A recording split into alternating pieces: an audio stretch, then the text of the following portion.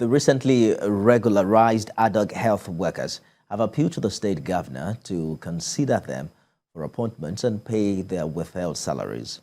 This is just as the coalition commended the governor for approving a quarterly payment of arrears of half salary owed by the administration of Rauf Aregbesola. TVC News correspondent Rauf Aregbesola reports.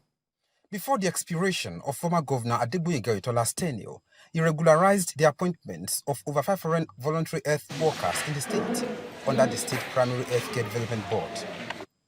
But the incumbent, on assumption of office, issued an executive order to disengage them.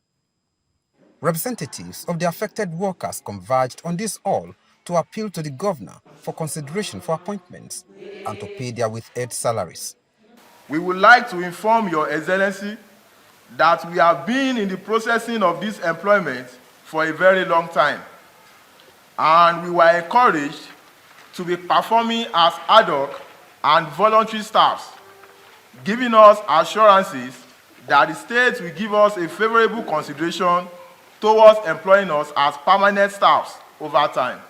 Elsewhere, a coalition of civil society organizations known as the Osun Masterminds commended the state governor for approving the payment of salary arrears owed civil servants by the Aregbesola-led administration. We want to reiterate that the decision by the Aregbesola government to modulate salaries in such manner was in the first place not pro-people, and it was a direct consequence of the administration's well-known penchant for profligacy, which the Northern workers should not have been made to pay for.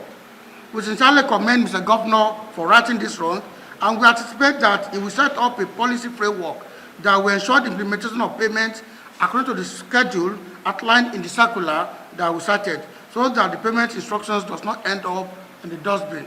Members of the group also alleged threats to their lives. We have been challenged openly on so many occasions not to speak against this government. I want to just restate it here, that we have not even started speaking yet, and if anyone thinks we can be silenced, then that person will definitely be on a long journey. We are prepared, we are not willing to be silent.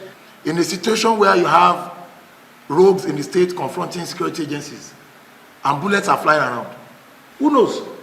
So it becomes a collective responsibility of all of us. But our duty as watchdogs and whistleblower society is to raise this alarm. They called on Nigerians, particularly the eligible voters, to ensure they go out in their millions to cast their ballots on the 25th of February.